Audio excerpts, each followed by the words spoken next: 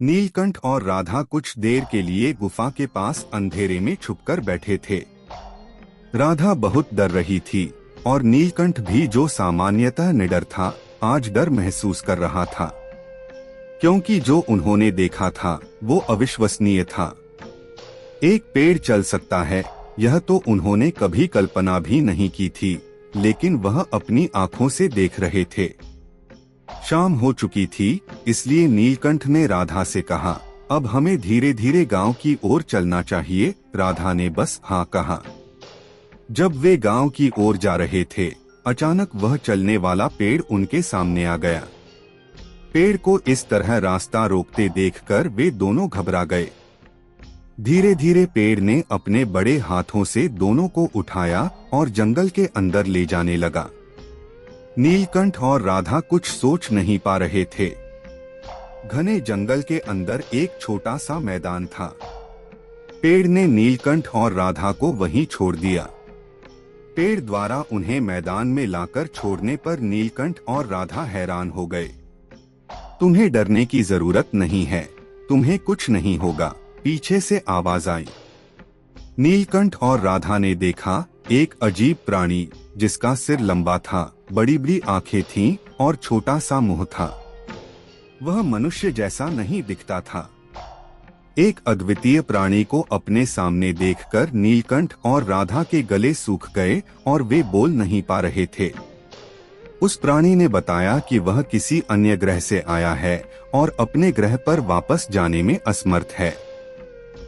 उसने यह भी कहा कि वह अकेला नहीं है, बल्कि और भी कई हैं। धीरे धीरे नीलकंठ और राधा सामान्य स्थिति में आने लगे। नीलकंठ ने धीरे से पूछा, वह रोशनी जैसी चीजें क्या थीं जो गुफा में गईं? प्राणी ने उत्तर दिया, वह रोशनी जैसे चीजें हमारे यान हैं। वे ही यान थे जो गुफा में गए थे और उनमें अधिकांश मेरे साथी हैं, लेकिन वे अच्छे विचारों के नहीं हैं। वे अपने लाभ के लिए दूसरों का नुकसान करने में कभी पीछे नहीं हटते। कई साल पहले हमारे ग्रह पर अकाल पड़ा था, इसलिए हम पृथ्वी पर आ गए थे। मेरे साथी गांव वालों के पशु और अन्न चोरी करने लगे। मैंने उन्हें ऐसा न करने की सलाह दी, पर वे मुझसे नाराज हो गए और मुझे समूह से निकाल दिया। मेरा यान भी उन्होंने छीन लिया। मैं यान वापस लेकर अपने ग्रह पर लौटना चाहता हूँ, लेकिन 20 साल से मेरा प्रयास विफल हो रहा है। मेरे साथी वापस अपने ग्रह पर नहीं जाना चाहते, वे यहाँ धरती पर ही रहना चाहते हैं। लेकिन आज तक किसी मनुष्य ने मुझे या उन्हें देखा नहीं है। लंबे समय से मैं इस जंगल में भटक रहा हूँ। अब यह जंगल मुझे घर जैसा लगने लगा है। यहाँ के जानवर, पेड़ पौधे, पक्षी और कभी कभी जंगल में घूमने वाले गांव वालों से भी मुझे प्यार हो गया है। वह पेड़ जिसने तुम्हें उठाया मेरा साथी है। वह बोल नहीं सकता, लेकिन सुन सकता है और सोच सकता है। वह परिस्थितियों के अनुसार बड़ा या छोटा हो सकता है। वह चल भी सकता है, जैसा तुमने देखा। आज पहली बार मैं और मेरा साथी पेड़ तुम्हारे सामने आए हैं। मैंने तुम्हें गुफा के पास देखा था और तुम्हारी सुरक्षा के लिए पेड़ को सतर्क रहने के लिए कहा था। पेड़ ने सोचा कि तुम गुफा में चले गए हो, इसलिए वह तुम्हें खोजने के लिए गुफा में गया।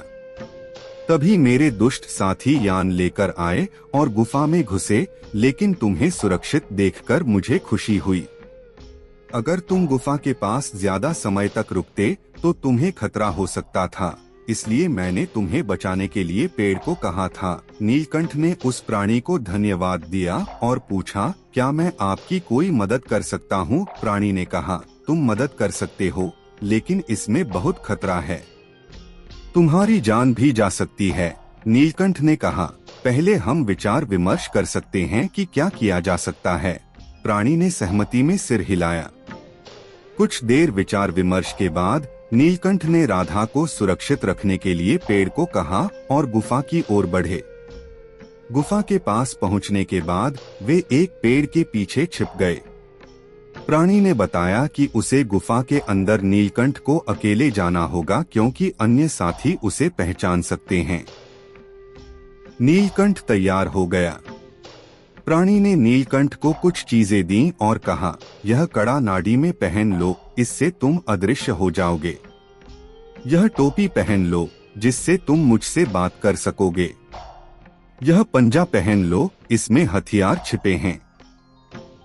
अब तुम सर्वशक्तिमान हो गए हो। नीलकंठ ने प्राणी से कहा, आप राधा की सुरक्षा करें, मैं जल्दी ही वापस आऊंगा। इतना कहकर नीलकंठ गुफा में प्रवेश कर गया।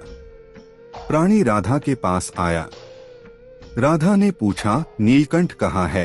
प्राणी ने बताया कि नीलकंठ एक विशेष काम के लिए गुफा में गया है और उसकी सुरक्षा का प्रबंध किया गया है। राधा ने कहा कि वह नीलकंठ के बिना नहीं जाएगी। प्राणी ने कहा, तो तुम आज मेरी मेहमान बनो, मैं तुम्हारे रहने का प्रबंध करता हूँ। प्राणी ने पेड़ को आदेश दिया और पेड़ ने अंदर कमरे बनाए। राधा आश्चर्यचकित हो गई। उसने अपने काले बकरे के बारे में पूछा।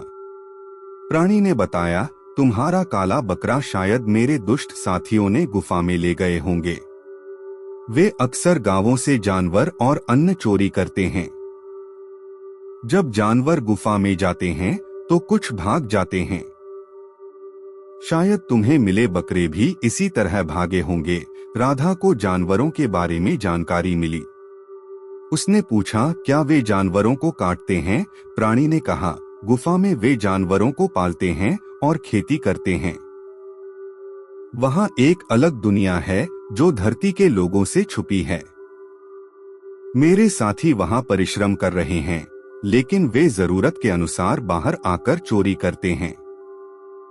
मुझे यह पसंद नहीं और मैंने इसका विरोध किया था, इसलिए मुझे निकाल दिया। राधा ने पूछा, क्या वहाँ लोग भी हैं? प्राणी ने कहा, हाँ, वहाँ बहुत से लोग हैं। जंगल घना होने के कारण गांव के लोग नहीं आते, लेकिन अन्य गांवों से लोग लाए जाते हैं। वे मशीनों की मरम्मत करते हैं। अगर वे काम नहीं करते तो उन्हें मार दिया जाता है। राधा ने कहा, नीलकंठ के पिता भी 16 साल से गांव से बाहर हैं। क्या वे भी वहां हो सकते हैं?